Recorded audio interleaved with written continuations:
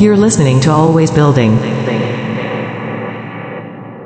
All right, welcome to the Always Building podcast. Today we've got Daniel, the man, the cold email wizard, the wizard of cold email. Thank you for being on the podcast, man. I'm really excited to chat with you. We're already kind of diving just, off recording. We're just already diving into some interesting shit. So I want to kick it off by asking you, I know you've been on a lot of podcasts.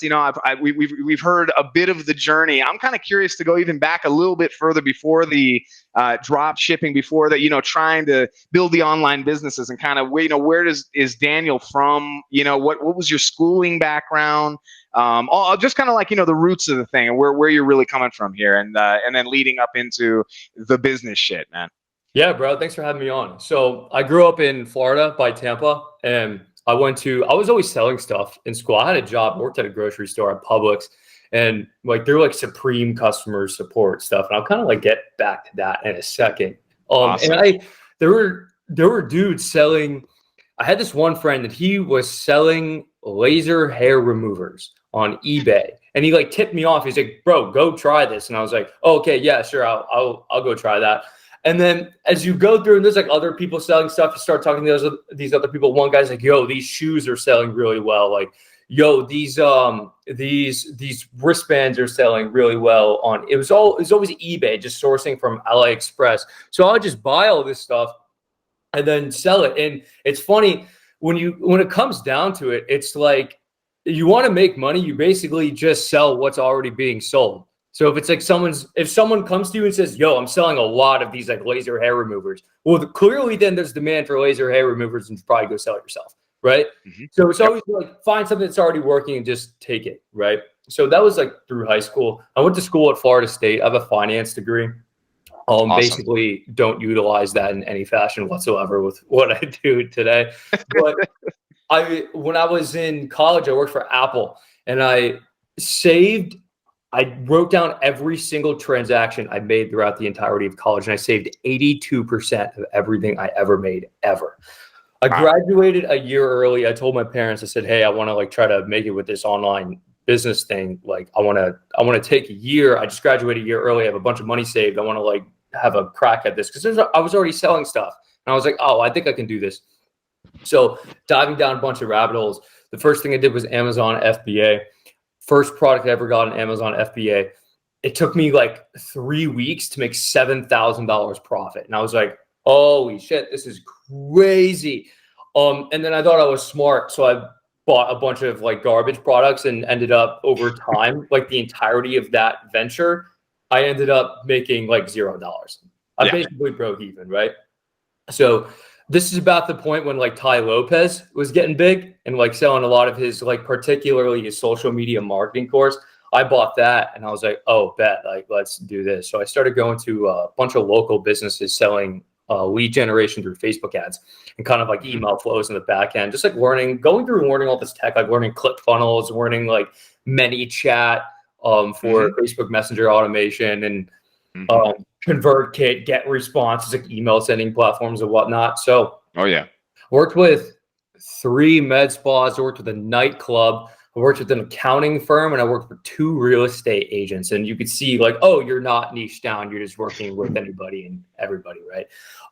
So I was doing that for a while. I was making pretty good money with it, probably like $4,000, $5,000 a month, not like astronomical money, but I was at a bar one time and with one of my friends, and he comes up and he's showing me these pictures of these dudes in like Arizona or some shit. They were running an Instagram growth agency and they were making like a shit ton of money. And they each have like 100,000 followers and whatnot. And they're like driving nice cars, like Range Rovers and whatnot. I'm like, oh, well, I'm just going to go copy this. So that's exactly what I did. I had to figure out, okay, well, first, how are you getting the client's results? How are you getting people Instagram followers? And this is back in the day when the activity page on Instagram is still there. So if you follow them, you look in the activity page, you're just following a ton of people. So I'm like, oh, you're doing follow one follow. So how do I learn that? Ended up buying this one guy's course, Aaron Ward, and he taught you how to do it with this program called Jarvee.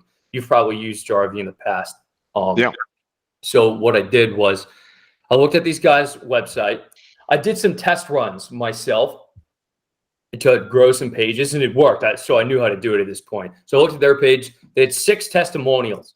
There were case studies. There were before and after pictures of people who gained a bunch of followers. So I cold emailed a bunch of people from Instagram. I picked a niche. It was fitness coaches. And what's particularly great about Instagram is a lot of people just put their email on the email button on Instagram. So you can just easily get it. So that's when I started. I built that whole business from cold email. I built the page on ClickFunnels, and I wanted to be a little different than these guys. I wanted to make sure my churn was low. So I learned how to use ClickFunnels and how to do email lists, how to do all this stuff. So when they became a client, I put them in a members area with a bunch of videos that taught them how to do all this stuff. So it was like you got access to a course too. And I was trying to convert them from, hey, you came in here just under the impression that you want followers, but you should learn how to make money, right? And it was through the act of teaching them how to also make money that made the churn so low. Almost nobody churned. It was like less than 5%. And at the peak of that, I had 76 people who were working with me. And the max month was like 11,000 something profit, something like that. And then one day, Instagram changes an algorithm. You can't do unfollow anymore. So I'm like, oh shit, whole business destroyed. But then I'm like, well, I just learned how to build this whole business with cold emails. So let me do some inception here. Let me go sell cold email as a service to marketing agencies that are exactly like me who are selling different things. So then you go into that. And then Cold Email Wizard comes out of that. And then all the software apps come out of that. Amazing, man. Amazing. Yeah, no, this is great stuff. I think there's a couple things that I'd like to zoom in on. One is when you started out with the local businesses, a la Tai Lopez, the great Tai Lopez. Niching down, man.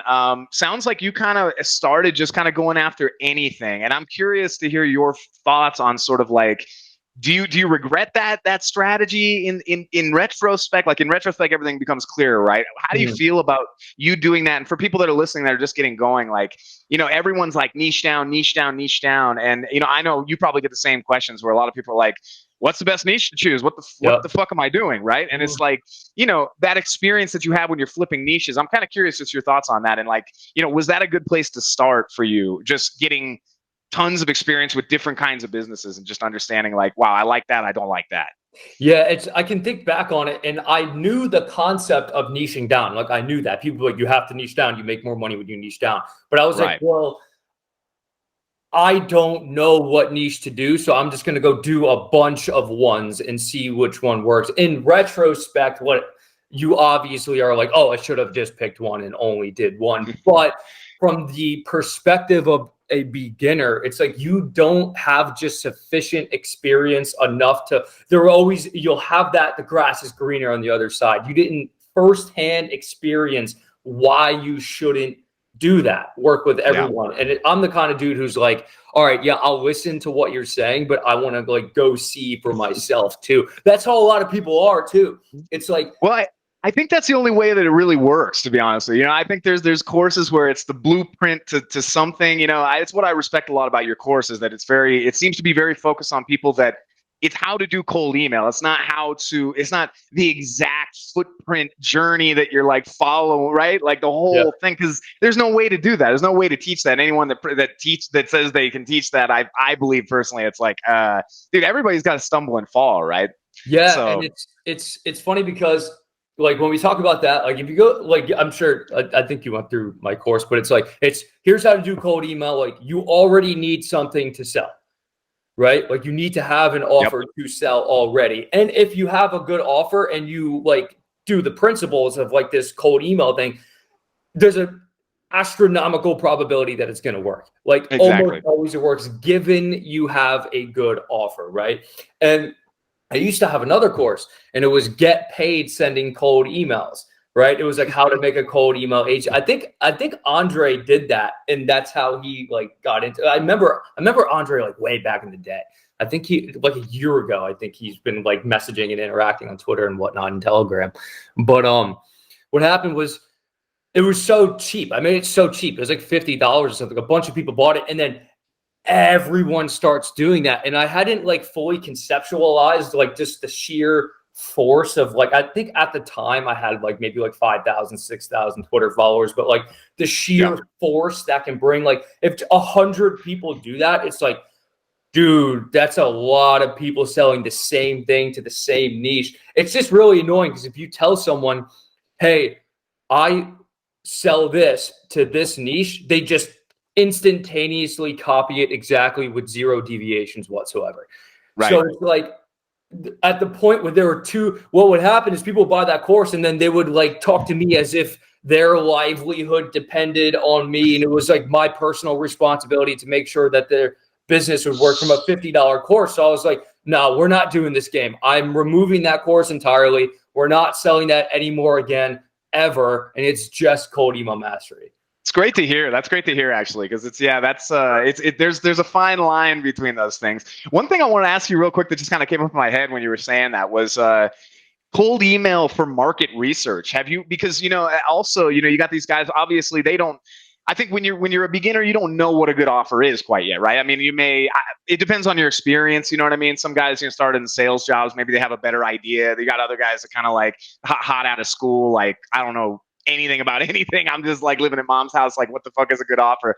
But cold email for market research. I talked to a guy recently and he was running an agency where they slam out like 50,000 emails a month to several different niches and just like do this massive market research shit with cold email. And I thought that was really interesting, like as an application. No good offer, really. Maybe there's a good offer on the back end, but just kind of seeing what sticks, man. It's kind of interesting, huh? Yeah, that is interesting because if you look at, we did a poll, we have a Telegram channel, we did a poll and it was, is what's your biggest problem right now? And it was, the options were finding a good offer, getting leads, sales calls, and fulfillment.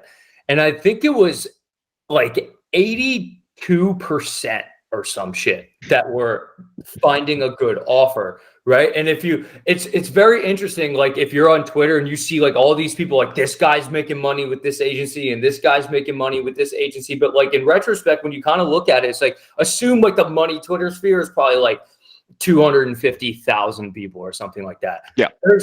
There's like 50 people running a big business. Like, sure, like 50 to 100, and that's it. So it's all of the money is so absolutely categorized in such a small proportion of people and so many people. Step one is very interesting. People talk about why are there no client fulfillment courses? Why is there never client success courses? Because it's like that market is like 1% or less of what is there. Right? Exactly. Try to mass sell something like that. It's like the first step is making the offer and getting the leads.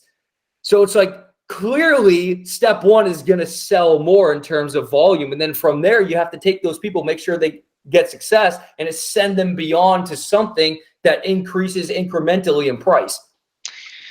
Absolutely. And I think it's kind of funny that you say that too, because I think, the guys that I've seen were really put their money where their mouth is on money Twitter specifically. Like there's a couple of guys I'm kind of blanking on the handles and everything right now, but there's one guy and, he's reporting some really big numbers. It's like, it's looking great. He's got no followers. Like he's just, he's just a dude in that kind of just on the sidelines there, but he's doing some real good numbers. He's got an agency and I go and I kind of reverse engineer. One time I was curious. I was like, what's he actually doing? I'm kind of curious to see the agency and just see what he's doing, man. It was the simplest, I think this again is why there's not many courses on client fulfillment, because it was the simplest fucking thing I've ever seen. It was just selling to real estate agents. It was like mortgage. It was a mortgage play. And it was just a really, really good lead gen system and kind of email marketing system for mortgage people. And he had a lot of social proof. It was like, dude, it doesn't need to be complicated, I guess. Is one part of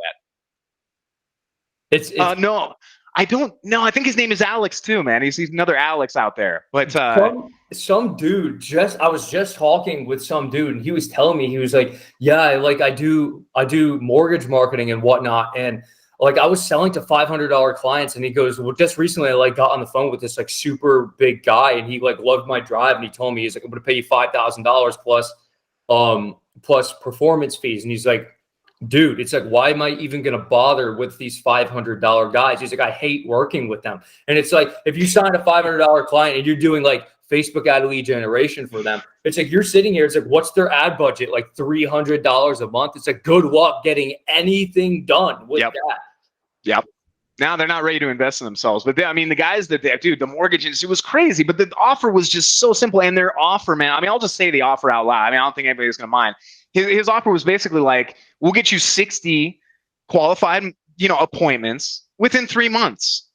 That was like the big banner offer that's getting these guys to convert like crazy. And yeah, $300 a month. These guys are probably paying $300,000 a month in ad budget, right? Some of these mortgages. I mean, it blew my mind where I was like, yeah, man, it's like, this is why people get stuck, is just because it's so simple. It's not easy, but it's so damn simple, and people tend to overcomplicate it, I think. And I'm curious, what are your thoughts on that, man? On the overcomplication. Simplicity was one of the notes I had. Simplicity and focus was one of the notes I had to talk to you about, because I do admire, man, like your fucking laser focus and simplicity. It's kind of becoming a theme on this podcast that I love to just grill people about, because I admire it, honestly. So yeah, I'm curious what you think about that. Yeah, it's really interesting because I feel like I like this concept of entrance points, and I'm going to give you an example. So like while I was selling lead gen, like I was running like a full like lead gen shit, what I started to do was, instead of pitching lead, like a full lead generation as a service package, what I would do is, it's because you own ListKit, so it's really funny. I would sell email lists, right? Mm-hmm. And what would happen is you'd get on the phone with these people, and some percent of them are going to be like, well, okay, this sounds really cool. You can scrape emails from Instagram, you can scrape e-commerce stores, you can do all this, but like, what do I do with these emails? Right. Yeah. And then now you have an endpoint to, you don't even know what to do with it. So you can do this. I can sell you this. I can sell you this. I can sell you this. I can sell you this. Right. So it's just this simplicity. And I could scrape anything, but I found just from split testing, the most response or the most interest rate would come from scraping emails from Instagram. That would always be it. So I would pitch, hey, I can scrape email addresses from Instagram for you. And then they get in the phone, and then you could tell them about all the other things that you do. And I had signed this one guy, and he was a part of Trends. Like, I don't know if you know what Trends is, like The Hustle with like My First Million podcast. Yeah. So it's great. He told me, he's like, he posted that he could get this done and was like white labeling it back to me. And he got like 30 something orders in 2 days. And I made like $12,000 or some shit in like a week. And I was like, holy shit, this is, because it was so simple. It was like, tell me whose followers you want to scrape. Here you go. Here's the list. Here's all of them. Right. And it was just the most simple thing ever. And when I think I found another offer too that I'd like to talk about. There was one of the email copywriter guys. He put it on Twitter one time. He goes, I will write 5 emails for you.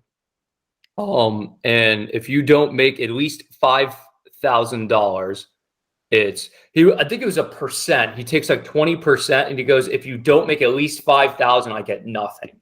I'm like, oh, that's like a kind of a good offer right there. And it's just a simple. Hell yeah. You have an email list. I'll write them emails to make you more money. Well, and it comes back to knowing the ideal client. I mean, the e-com is one of those things where it's so transparent that the revenue is right there, right? It's right in the dashboard. He's like watching, he like puts the email, sends it, and then he's watching the fucking numbers change. So it's like, in B2B, obviously it's so much harder to do that. You can't really, like, there's like margins and things but like, you just need, knowing that audience and being like, dude, I've done it before. I can push a button, make you 5 Gs, and then just give me a cut of that. It's absolutely brilliant, man. It just doesn't need to be complicated. I love what you brought up too, like it going from that simplicity, having a simple hook. And I know you're teaching this a lot right now. I'm kind of throwing this out in the Telegram group, and I've seen you tweeting about it. The simple hook that's in demand, like Instagram scraping. Another example is a buddy of both of ours, Alex from Closify.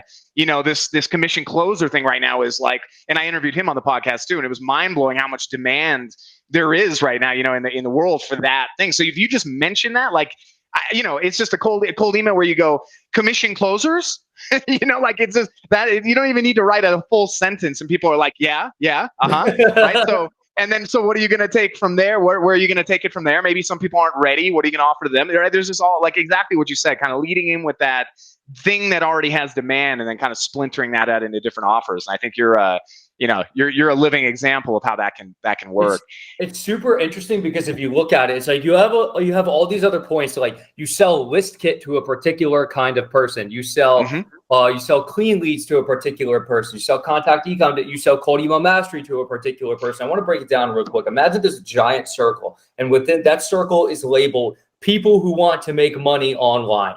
Big circle, right? Yep. And then there's a smaller circle. It's people who have decided that they're going to sell a service business to make money, an agency, a freelancing, right? And then within that circle is people who are aware that you can get clients with cold email. And then within that circle, it's people who are actively cold emailing. And at each point, each of these people can be sold something different. So it's like, say, for instance, someone comes along and like they want to make money online. Okay, they find my Twitter profile and they're like, or they find a bunch of other people, they see agency and whatnot. So, okay, I'm going to make an agent. I'm going to make a service business. Now they're like, okay, now we need clients for the service business. So they get cold email mastery from me. And then they're like, oh, well, I need to write first lines for the emails. Okay, quick lines. Like, oh, I need to scrape emails. Like, okay, scrape info to get coaches. And then they're like, and now I need to send the emails. Okay, mailerize. It's like, okay, so I got some clients now, but I need to scale. And it's like, okay, client ascension, the coaching program I have with Andre. So it's like, every single possible point that you would otherwise experience in the entirety of the journey, I am trying to have an offer for. I'm trying to fill the entire thing.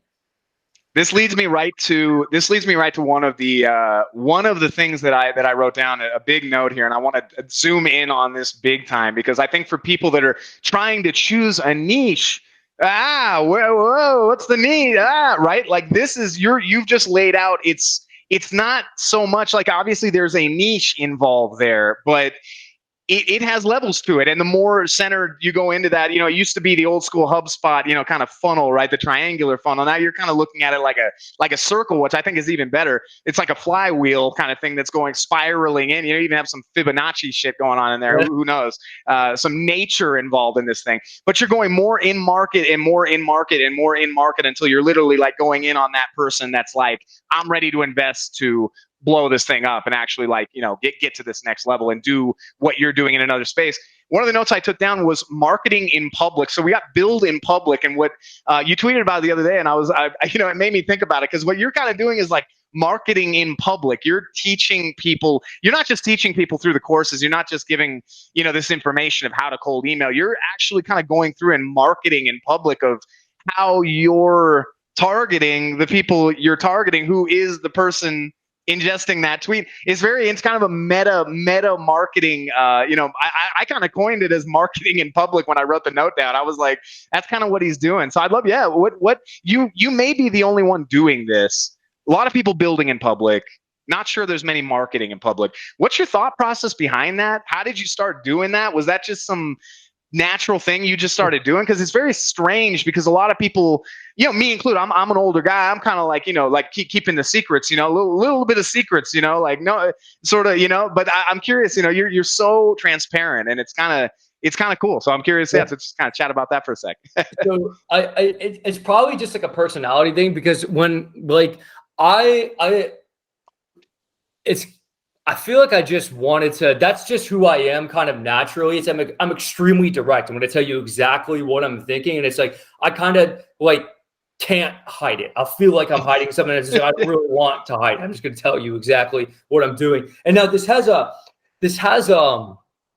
runoff effect where it's like people will see like, oh, that's really I'll make a tweet. I'm like, hey, I'm going to do this. And the purpose of me doing this is to try to get you to go here and then buy this. Right. And I'll just say it. And then that's kind of interesting to them where they're like, haha, that's funny. Like, yeah. And it kind of runs off where they think like, oh, well, if I end up buying your stuff, you're probably going to be operating the exact same fashion and tell me how something is directly and not kind of sugarcoat it. Where it's like, you ever get like someone's course and it's just so much nonsense. And it's like, I don't know. It's a very strange way. They put on this kind of like professional face and it's not really them. And I just don't like that. Yeah. I wanted to just like in videos I make. I want it to be exactly who I am, because I figured what this would do is it might repel a certain amount of people. However, the people that it pulls will really like me. And then that will have a runoff effect in that they might refer out like, hey, this guy's like actually really cool. Like I released something like, hey, I really like that guy. I really trust him. I'm going to get that. I trust it's going to be something good. So kind of like a personality thing. But I understand some people might want to like hide their stuff, but I'm kind of just like, well, whatever. I think it kind of leads me into another thing I wanted to talk to you about kind of building a semi-personal brand also, because you're a quasi-personal brand. I'm not sure how to say this, but you're building a brand that it is you, but you've got this kind of name, this sort of this icon, this kind of you're building a brand, but you're also like, I don't know, you could exit from cold email wizard empire. It's, I mean, theoretically speaking, right? It could happen because it's not Daniel, it's cold email wizard, but yeah, I kind of your thoughts on that too, because I think that's sort of the market. So the marketing in public, there's a psychological thing that you're doing there, I think, where you're kind of leading people. You're almost like plotting the steps out for them in a very kind of meta way, where they're kind of like sitting going like, I like this guy because he's kind of he's not sugarcoating anything, but in fact too, you're also kind of showing them, hey, this is the path. Like, start here, go here. I'm going to do this so that you end up here. And it's sort of like this psychological kind of like subconscious thing where it's like, oh yeah, I'm going to go there. I'm going there, right? Like it's so, and also you're talking about being super genuine, which I think is the only marketing tactic that's going to work going into the 2030, 40, 50, whatever, right? That into this continuum, the only thing that's going to work is more genuine and more genuine.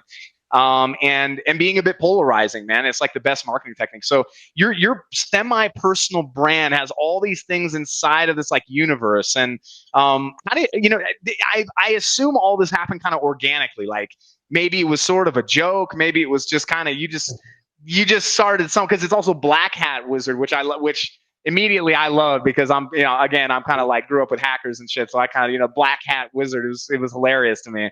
Yeah, if you can kind of ruminate a bit on that, man, I'd be curious to hear your thoughts, like just on the semi-personal brand versus the personal brand in your experience. Yeah. So you ever get a cold email or some kind of marketing message from some company, and it's like, we. It says the word we. Yes. It's very annoying to me, because it's like, who's we? Like, are there multiple people talking to me right now, or is it you? What's your name? Who are you? And I hated that, where it's like, we want to make sure you, like, bro, shut up. No, it's you. Like, who is talking to me, right? So it's like, right. If you get like any of my software apps and like you start getting like follow-up emails, it's from me. It's not like, oh, this is from Contact Ecom team or the Clean Leads team. No, it's from me. It's from Daniel. Right? I'm talking to you. You want to reply? You reply to me. Right? So it's like that kind of rolled into the cold email wizard brand. We're like, yeah, it's a brand, but it's me. There's no we. I'm not going to write we. I hate that. It just pissed me off.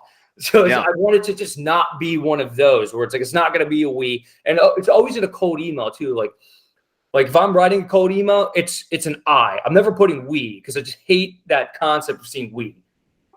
I love that. I love that. And I'm curious, do you know, and this may be interesting for other people too. Have you ever interacted with the guy from Charm Offensive? Have you ever heard this guy before? I bought his stuff, but I didn't go through it. But I'm on his email list and I read his emails.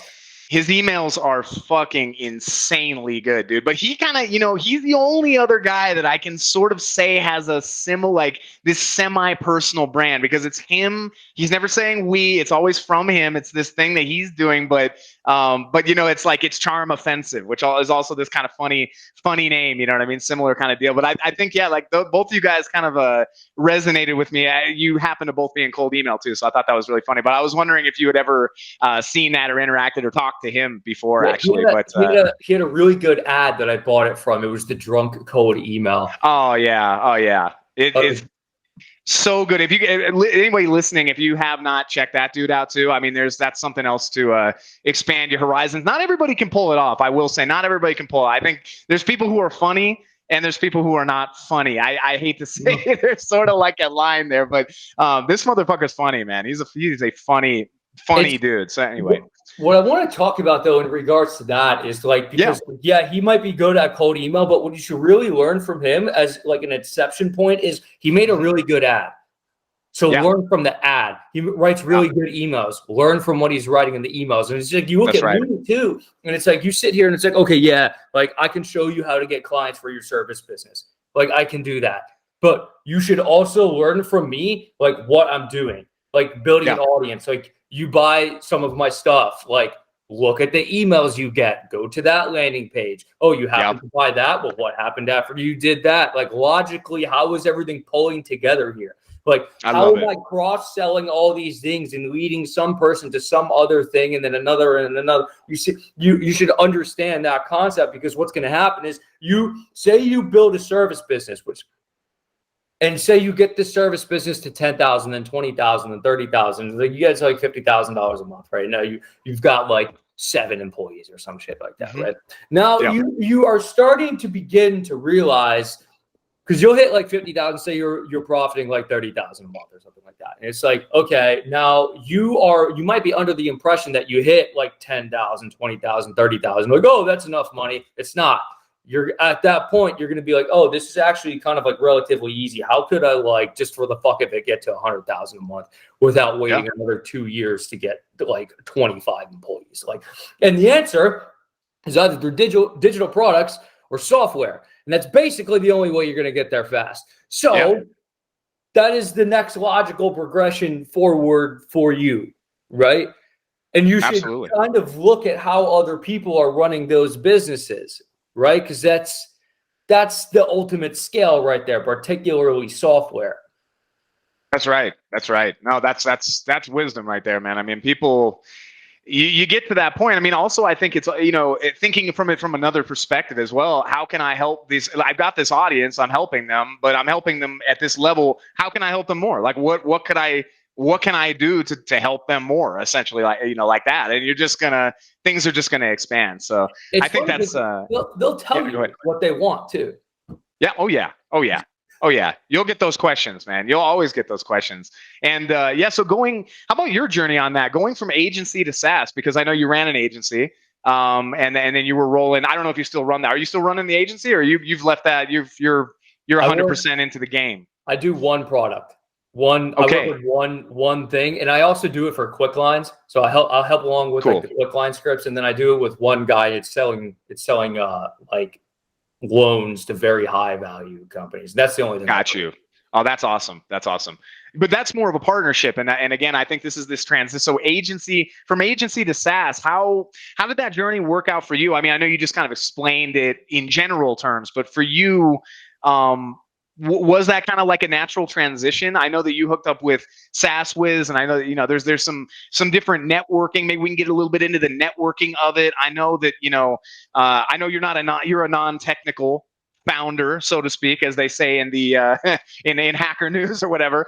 And so like that experience as a non-technical founder, because I know there's a lot of folks out there, me included, that just sort of like expanded into that. I kind of have a semi-technical background. That's why I sort of speak the language a little bit. I got to know some JavaScript and shit. But like, as far as you going in there, as a non-technical founder, how did that journey work? And did you kind of feel like you were just attracting those people, or were you out there really like trying to network with folks like that, or kind of how did you make that transition?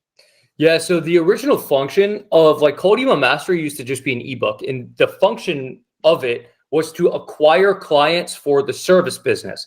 That was always the idea. And I know because I had thought, I'm like, listen, if I'm gonna buy a course, it's because I want to understand the concept, and people who would buy the service also have an interest in understanding the concept. So there is logically going to be some percent of people who buy the course who would buy the service. So it might be 5%, it might be 2%, but when they do convert, they're going to be worth multiple thousands of dollars in LTV, right? Yes. So that was the function. Ebook. It was like, I think it was like $27 or like $17 or something when I first released it. And it did get clients. It got a lot of clients. So it did the job correctly, right? It fulfilled that very small percent of people who did convert to a client. However, I was affiliating for some other software apps, and there was this one that kind of kicked it off for me, where I had I should have been getting paid like $4,000 a month from this one guy, and he refused to pay the affiliate commission. And to this day, he deactivated it, but he still has, like, he can't stop it in First Promoter from the people I already acquired. To this day, I still get emails of people renewing, like, you earned a new reward, right? And he went into First Promoter and just like turned it off, right? And just like what refused the to pay me. fuck, man? Yeah, so I was like, all right, you can go fuck yourself. I'm gonna replicate this. So Yes. at this particular point in time, do you know Matthew Pike? I do, yeah. I don't know him personally, but know of him. He was selling his agency course, and he's a developer. So I went with him. I was like, yo, let's like replicate this because like, fuck this guy. And he's like, all right, cool, let's do it. So we did. We replicated it. That's clean leads.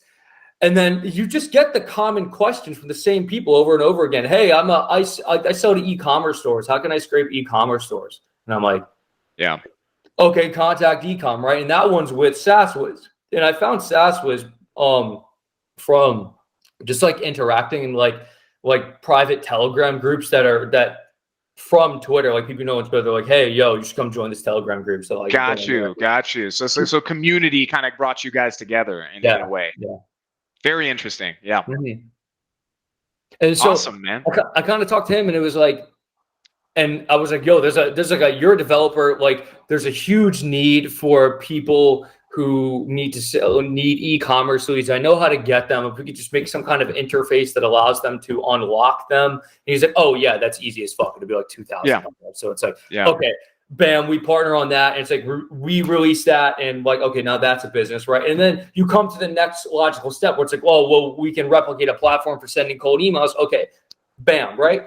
And then it's like, with Nick Abraham and Sam Thompson on Quick Lines, it's like, okay, well, people are hiring first line writers. Well, oh, okay, well, let's try to make an app to automate that. Okay, bam, did that. Quick Lines, right? So it's like, it's kind of just going down the line, and like, you want to make a SaaS and you're not a technical person, you should partner with someone who is already a developer and give them equity, right? You're a partner. That's what Russell Brunson did. What's his name? Yeah.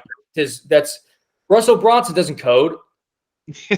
Like, no, man. He's got the top it's deep, man. It's a wonderful. That's wonderful. I love it. I love a couple of parts of that story. Just, you know, the power of networking. You know, the power of sort of joining communities and getting involved, and just, you know, being in these different spaces, and just, you know, kind of like just this is something to touch on here too. There's kind of like two categories of Twitter. It's kind of like a within money Twitter. It's like the positive guys, and then like the douchebags. And it's like, some of the douchebags are like cool, but there's like a category of them who are just obnoxiously annoying. And what happens is that they just go on the timeline and like, maybe they run a business, but they're like dicks and they just talk shit to everyone. And it's like, good luck getting anyone on your side to do anything in such a fashion that I've done. It's like, cool, you run your little agency, and it's like you make like 20,000, 30,000, but it's like, all right, you think you're going to get to like 150 or 200K a month by yourself? Like, it's not going to happen if you're being an asshole to everyone you come across and acting like a douche. Like, well, you know, it's funny. I think SaaSwiz mentioned something actually that I saw. I bought his course recently actually because I wanted to check that out and explore it. But he said something like, "Money Twitter is getting too full of Redditors."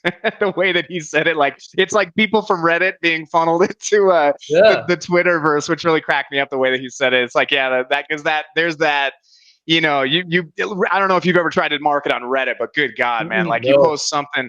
Oh man, I mean, it's like pulling teeth, dude. You drop something, if you put a link in there, man, you're gonna get this just swarm of shit that's like self-promotion. Why are you doing this? Fuck this. You guys, that is like, wow, man. I did a bit of it for Liskit actually, and kind of finally started to understand the mechanics of it. Like you just have to kind of get into the mindset. Okay, just take a deep breath and like figure that out. Okay, how can I add value here? But good God, it's that kind of person, you know, it's the Reddit person, the 9gag person, or whatever that is. SaaSwiz made a post one time when we had first released Contact Ecom, and Contact Ecom, I think, made like $12,000 in the first month. And he like made a post on Reddit and like, I don't know, entrepreneurs or some shit about how we made $12,000 in the first month. And he showed me the comments of it, and they were like, no, this is fake. You didn't make that. There's no way you could have did that. Who would pay for leads of e-commerce stores? Like, you're lying. Like, you're just making this up. And it's like, here's the Stripe screenshot. Like, what do you mean? Here's the website. Like, Yeah, dude. Yeah, I don't know what font Stripe is using here, dude. I didn't fudge this, man. Like, good God. Yeah. Well, I want to transition this conversation into working with in lieu of that and contact ecom success and just how simple all this is. Because again, it just goes back to simplicity. You guys are just you're solving simple problems. But check it out. In my experience, or what I'm seeing from what you guys are doing, and in my own experience, working with the old you, like working with the you from 5 years ago, the you from, depending on your situation, how old you are, yada yada, the you from 10 years ago, right? Versus working with strange shit you don't understand. I think this is one thing I really wanted to get in with you, because I think it's it's obviously one of the keys to your success so far.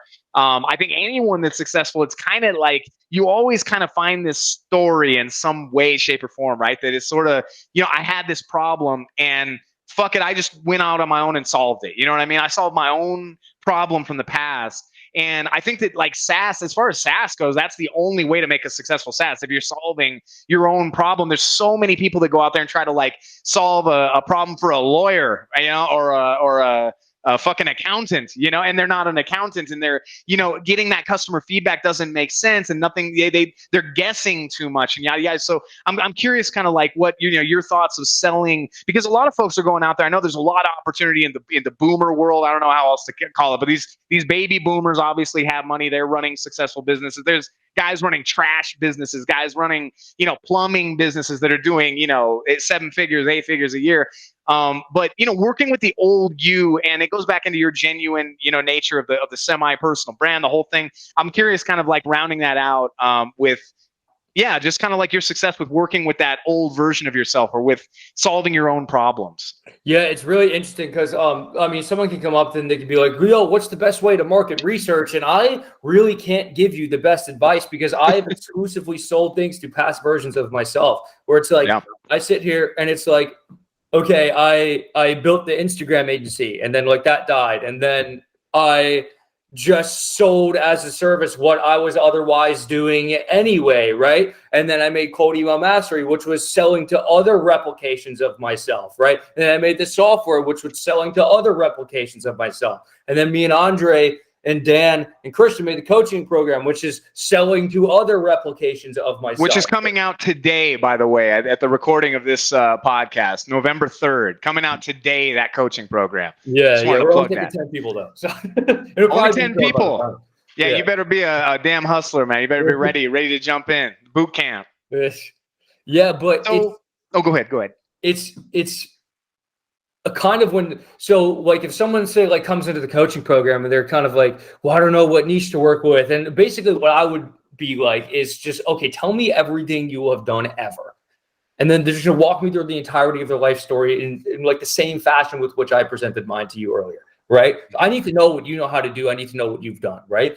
And then I'm going to cross-reference that with the conversations I have had, because I'm talking to like 10, 20 people a day on Twitter. Like I'm getting a ton of messages. I respond to the messages and I just know the shit that's going on, right? So I can kind of cross-reference that, like, oh, you do this. Let's switch this up a little bit because I know there's this issue within this market, right? And you are uniquely positioned to work with this one because I know you've done this, right? So it's like everyone's kind of different, and you kind of have to sit and, because my journey is like 4 years long, right? So it's like if you're sitting here and you're trying to hit, like, you've never made like a $15,000 a month ever in your life. Maybe you sit at like 3K and you're trying to get to 15. It's like, it took me like 2 years to do that. So it's like, hopefully, given like exact direction from me, Andre, Christian, and Dan, it's like we can do that in like 90 days instead. Yeah. It's basically the same shit over and over again, but we've already personally done it. So it's like you just have to follow the directions. Well, it's clarity, man. It's clarity. I mean, it's so hard. When you're at that like 3,000 a month, man, I mean, I know that struggle, man, because you're just trying to find clarity. You're like, everyone's going, you need a good offer, you need this, and you're going, fuck, I'm just so overwhelmed with like all this information and all these ideas I have and all these things, right? So having somebody just having some accountability and somebody there to give you some clarity and go, dude, that idea is fucking stupid. And you go, oh shit, that idea is stupid. Jesus Christ. I thank you. You know what I mean? Just that, like that thing right there can just tip you off. And like, you just start snowballing. You know what I mean? You just start flywheeling out. It's super frustrating when you're a beginner, particularly if you decide upon some offer and say, like, I'm gonna go test this out. I'm gonna send some cold emails and see if there's interest. And you buy the domain and you warm it up for 2 weeks. You get all the leads, you wrote out the first line, you start sending the emails. You sent like 200 emails. You're like, oh, maybe it's the script. And then like you change up the script. It's like, oh, it's still not working. Well, is it the deliverability? Is it my landing page? And it's like, you don't know which component it is. Like, is it the offer? And you don't know what it is that's wrong, right? And that takes a long time to understand, right? Because someone could give me like the breakdown of everything that's happening, and I'll just be, oh no, it's that. Just do that. Like, and you don't know that when you're a beginner, though, because like, you just don't have sufficient experience. You haven't been subjected to enough instances of the same thing over and over. That's right.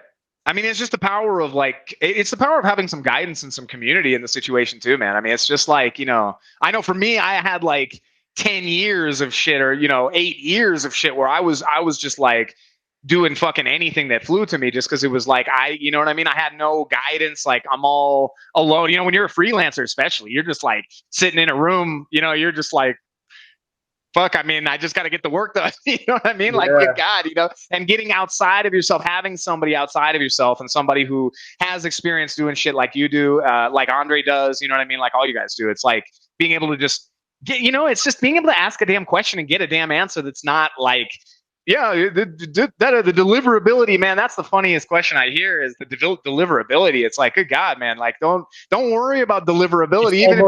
It's almost never your deliverability. It's almost never that, and and it's almost like, it becomes a cop out. I think at some point, and when you're just all alone, you start copping out. It's a micro optimization. It's like, listen, there's. It's like changing a button color or some shit on your landing page, right? Like it's like you changing the button from red to blue isn't gonna make you make an extra 10,000 next month. Like it's not. It's like maybe for like Sears or like fucking I don't know, like a JC Penney or some shit. Maybe that would work. But and that's a funny thing too about the information overload out there. It's like it's just. There's so much complex information. You can go to Conversion Excel and like nerd out for 5 hours on just like conversion optimization, but you didn't actually like learn anything actionable. Whereas, go ahead. You know what the primary thing that is wrong with a lot of people, like they're trying to sell something, and they don't look at their operation from a third person perspective. And I'm going to give you an example of this. Say they write a cold email and it like looks like an ad, and it's so obnoxiously written, and like this, like you need to have the social awareness of like what you would otherwise write. And like imagine it's a letter. You wrote the letter to this person, right? So it has to read as if it's a letter, right? You're speaking directly to a singular human. So write it in that tone, right? And then additionally, they'll just like not have a website either. And it's like, all right. So I'll go to these guys and I'll be like, let me make sure I'm understanding this correctly. You're going to write this shitty cold email that looks like a mask. Like it looks like you're scamming. Like it legit, like they copy the sending domain and they go to a site and like, it doesn't redirect anywhere. It doesn't exist. Or it's like they go there and there's like no HTTPS, SSL. It's like Google gives them, this is an unsecure site. And there's like, it looks like shit. They don't see your face.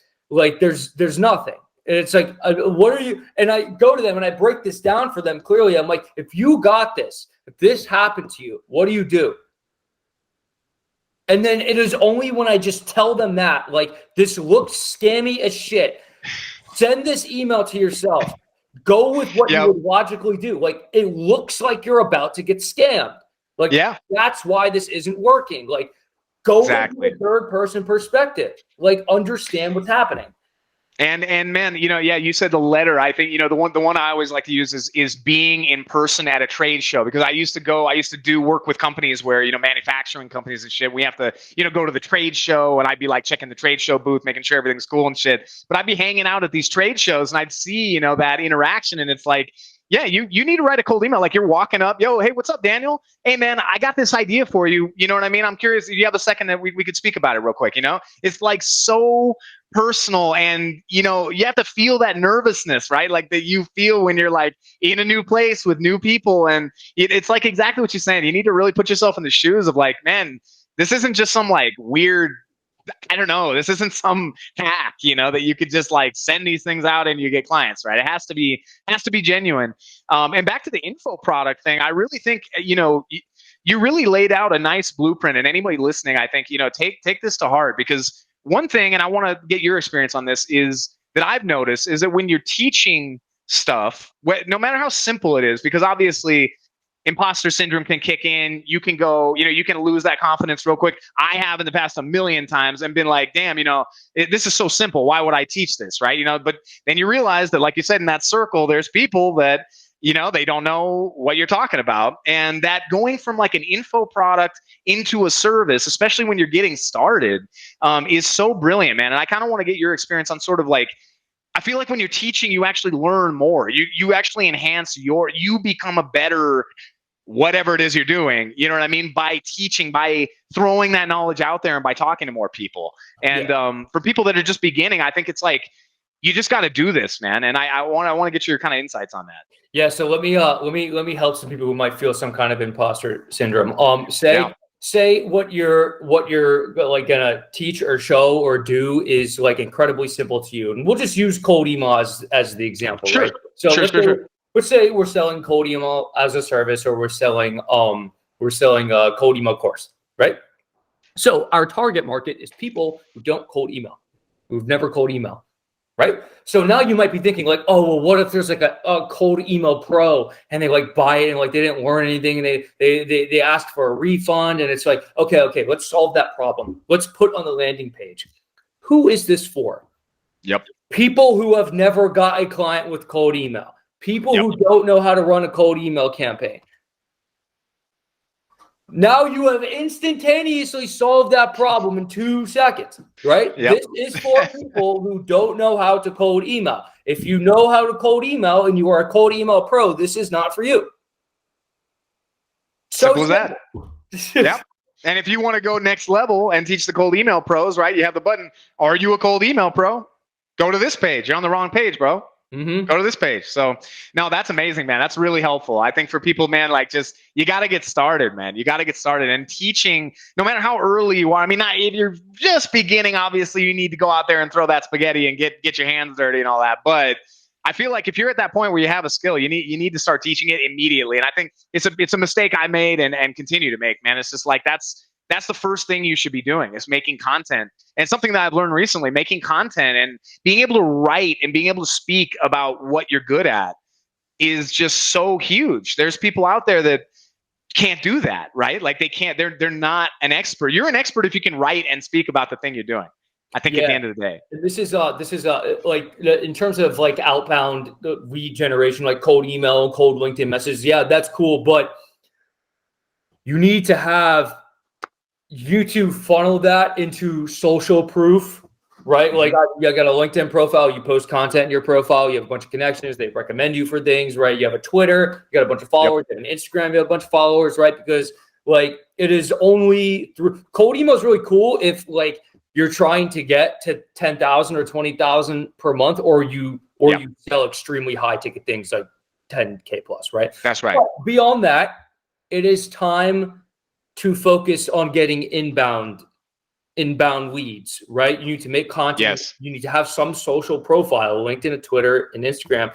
And like, it has to be symmetric with what your target audience is. Like if you're selling to like mortgage brokers, you should probably be on LinkedIn and not Twitter, right? If you're selling to people who run agencies or do drop shipping, you should probably do Twitter, right? You need to be somewhere. You need to post something. That social proof is so important, because without it, it's going to go a lot. The path to $100,000 a month is going to be a lot faster. Yeah. You're just doing outbound. Yeah, it's like you'll make money hustling, but if you can create, and I think of content as assets, right? I mean, in social media, blogs, SEO, all that stuff. I mean, it's not hard. Like people make it complicated so that they can charge a lot of money and kind of, like do their thing with it, right? But in reality, all that stuff is just, man, you're working with people, right? Get questions from them. You're going to get a bunch of questions. Write that shit down and answer the question somewhere, whether that's on social media, do it on all those platforms if you want to, right? Like do that. So, and I think that's something that's a big mistake a lot of people make, is that they don't focus on that from the get-go, because also the cold emails will make a bigger, it's like you're saying, when you type in the URL, are you getting the security certificate that this is a malicious site?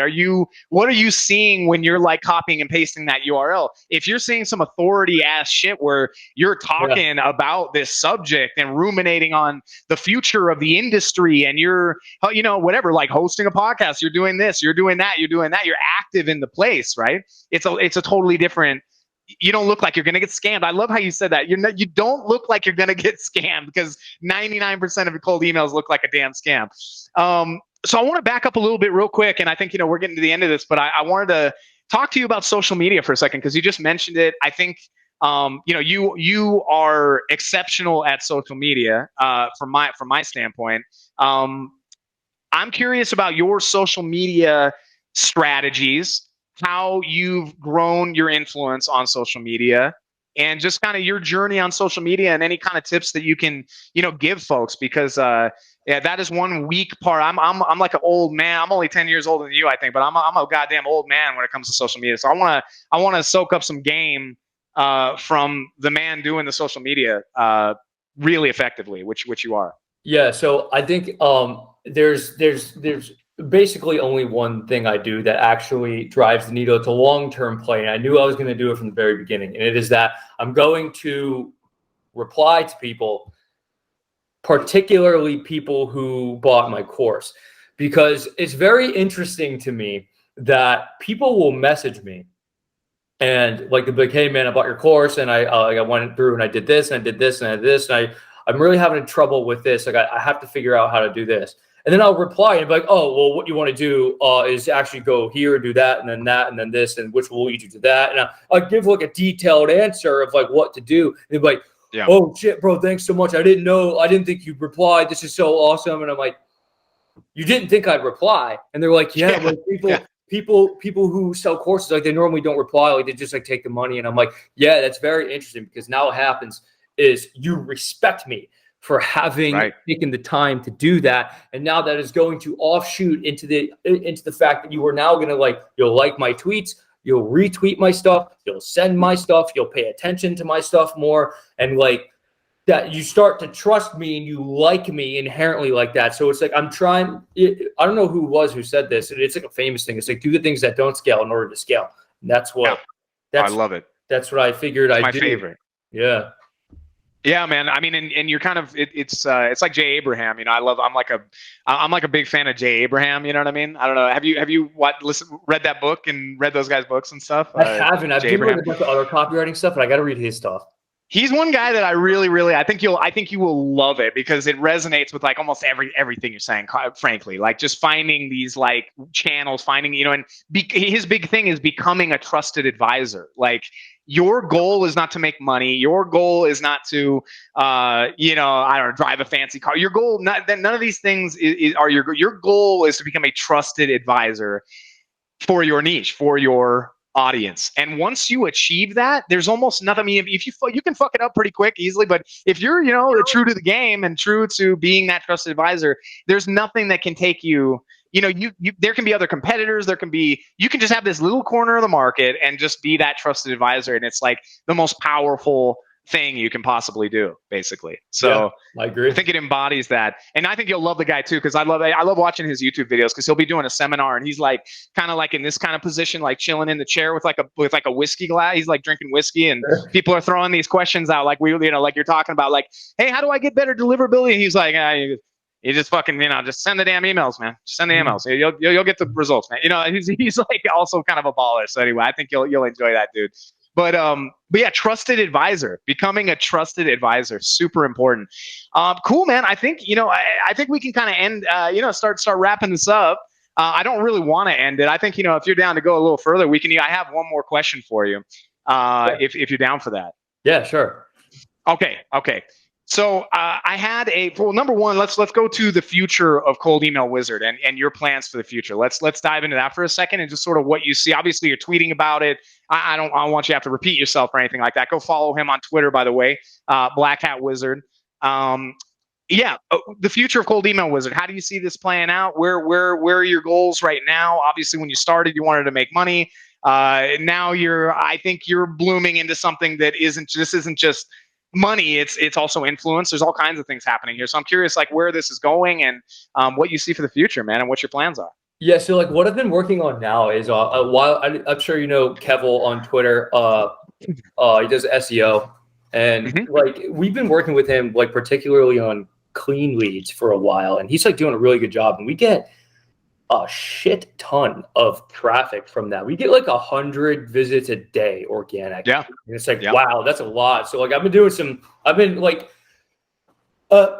some optimizations, right? So like what I've been doing, like particularly on the clean lead side is I'm trying to like, I have all the software. I'm going to do it for every single one of them eventually, but I'm just like trying to like work it out. Like, so what I'm doing is I'm making like a 3-month-long email sequence, right? And then what I did, I got this one guy, Jay, who's an employee of mine, and I put him on a live chat on there. And it's like, okay, well, like we're going to make a pop-up message that appears 10 seconds after we're on there. But like, hey, what kind of business are you running? Like, let me know. I can show you how to scrape emails. I just put a live chat on like the Cold Email Mastery page where it's the same thing. It's like Jay will be a little pop-up after 10 seconds. You'd be like, hey, what kind of business are you running? I'll let you know if this is right for you. And like that's getting good results now. So like I'm sitting there and it's like you come up with this like idea in your head, like an optimization. So it's like, okay, like, yeah, let me try that. And then you do that. And it's like, oh, like increase the results like incrementally here. And it's like, oh, cool. Now what happens is if I go and I spend money on like cold traffic, like Facebook ads are super expensive, but like now this optimized in like a much better fashion, what'll happen is it'll work a little better and maybe that'll profit, right? And then you just like grow it. And then it's like, okay, all the people from clean leads, I got to like point them to all my other things as well. And then from all the other people, just that same system we built for clean leads, just like built the same thing for all the other ones. And they all just lead into each other, right? Yeah. And it's like I got the coaching program with Andre, which is for people who are like, it's not for beginners, right? It's like you're really trying to scale. You're really trying to get up there, build like a 40,000 a month agency or some shit. And then like people will funnel into that. That's a more expensive thing, right? So that results in more revenue. So now what happens is like the entirety of the funnel is just like the back end of it. The LTV becomes larger, which allows you to pay more for front end traffic and beat everyone else, right? So it's all these just optimizations that like I've just been building for a year and a half for this particular Cold Email Wizard brand. It's like, all right, and now I kind of sit here and it's like, it's kind of fun. So I'm like, well, how big can I get it? Like, what's the absolute maximum? And then you start to think in terms of like total addressable market. And it's like, well, what's the max amount of money I can make in this market? And I'm sitting here, I'm thinking, oh, it's probably like 100 million. So I'm like, all right, well, what the fuck else am I going to do with my life? I might as well try to make 100 million, right? There's nothing else to do. So it's like, well, let me just do that. You see what I mean? It's a good attitude, man. It's a good attitude. It kind of goes from making money to just kind of being like curious and like just playing the game where it's like, okay, like you play basketball, you want to like be really good at basketball. You play it all the time. You play football, you want to be really good at it. I play the game of making money and it's fun as fuck. And I want to be really good at it. Do you feel like you're working? Or have you ever felt like you were really working? I mean, it seems like in the dropship days you were hustling, but at this point it seems like, you know, and you know, there's that old quote. I don't know who the hell said it. It's some like, you know, just general insightful quote.com, you know, kind of thing or whatever. But you know, that if you love what you do, you're not really working a day in your life. You're just having fun and playing around and fucking with things and tweaking stuff. I'll give you an example. Like just this morning, I'm making a Notion doc, which is like, it just like shows you how to scrape emails from like using a bunch of different software. And like the function of it is to deliver it to the people who buy my software, send it to them so that they understand how to scrape emails, thus reducing churn and increasing trial conversion rate, right? So it's like now I'm sitting here and like thinking about the concept of adding that and then being able to see the results of it gives me dopamine. But the actual act of creating that document and filming the videos, that's work. And I'm like, oh, fuck, I don't want to do that. Got you. But it's like putting it in and like doing it and being able to see the results, that's dopamine. That doesn't feel like work. That's like, oh, Love it. I love it. No, that's real. And also, you know, I have to say too, man, I mean, you have a big focus on making money, which I think is awesome. Like you're just, again, you're a transparent guy. You're just like, dude, I'm trying to make money. I want to like hit this total addressable market. But what I'm finding too in the way that you're doing it, it's very funny because you are like focused so heavy on building relationships, the live chat, you know, the live chat, you're saying optimization, but really you're adding another layer of, hey, we're here. We're not a robot. We're down to talk to you here. Like, what, you know, you're a person. We're trying to help you. What's the deal? And so it's kind of funny, like, and the non-scalable things that scale, like you said too. It's like, you know, these things are very like, again, kind of trade show, you know, writing a letter kind of shit. You know, it's like you're like, it's like walking into a store and the guy goes, "Hey man, I'm here if you need any help." Right? And like, yeah. It's really interesting because people might be like, oh, like they might look at some people who make a bunch of money, but oh, you're like evil, I guess you could say. But then like you come back to me Yeah, and like, someone could theoretically come up to me and be like, oh, you're only in it for the money. And it's like, yes, correct. I literally wouldn't do it if it didn't involve money. But the only way to acquire money is to help people solve a particular issue. So it's like, That's how right. exactly is that evil? It's like, if you make the conscious decision to give me money, you have personally, by your own will, determined that what you will receive is in greater value than the money you gave me. It's like, we traded something. What you got was worth more than the money. I didn't coerce you into making that decision. If you thought it was garbage, I'd give you a refund. I've never rejected a refund request for any of my products or services ever in my life, ever. If you ask for a refund, you get one, right? So it's like, where is the evil shit in here?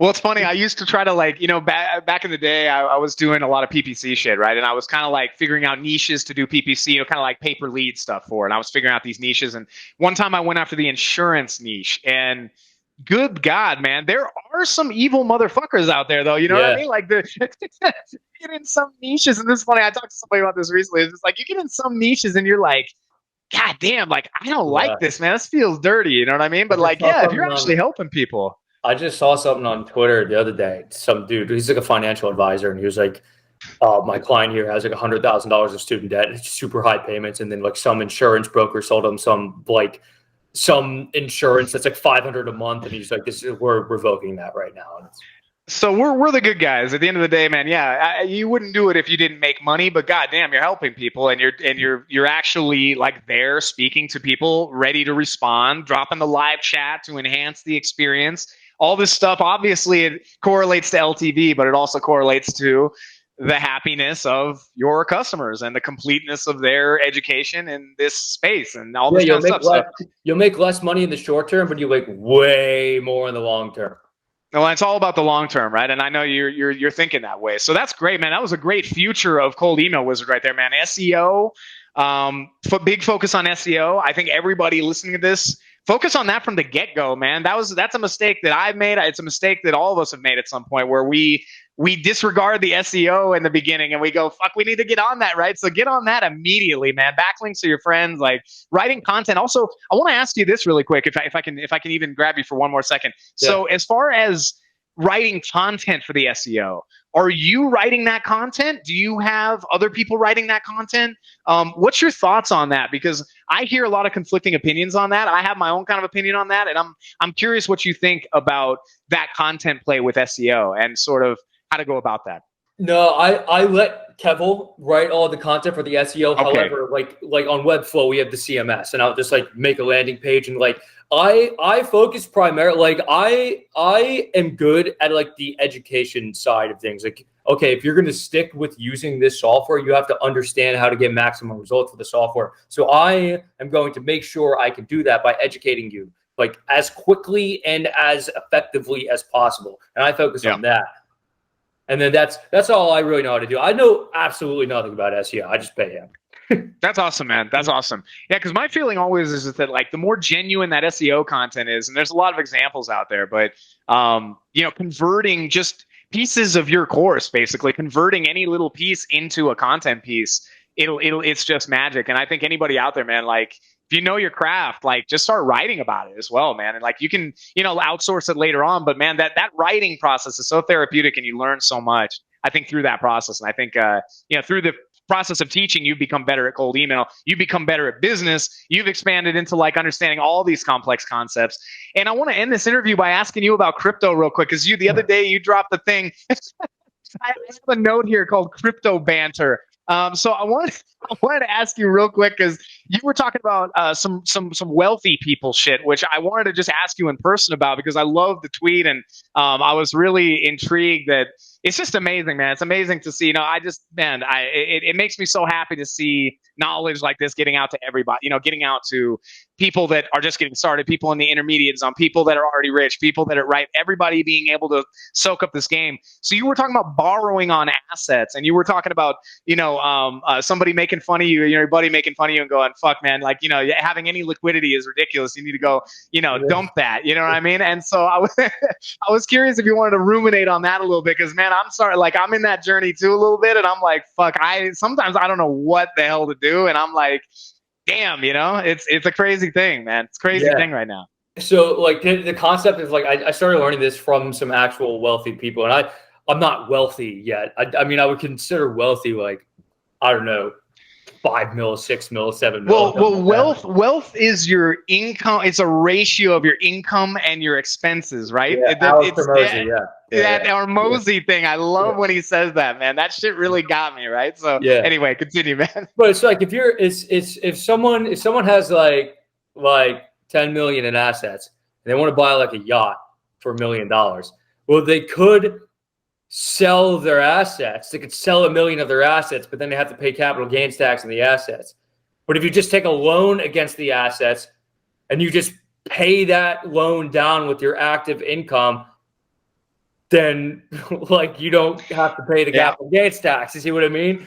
And as long as the asset is appreciating, right, more than the interest on the loan, right? So this was some shit you were dropping, and I was going, "Fuck, man!" Like, how old are you, dude? 24.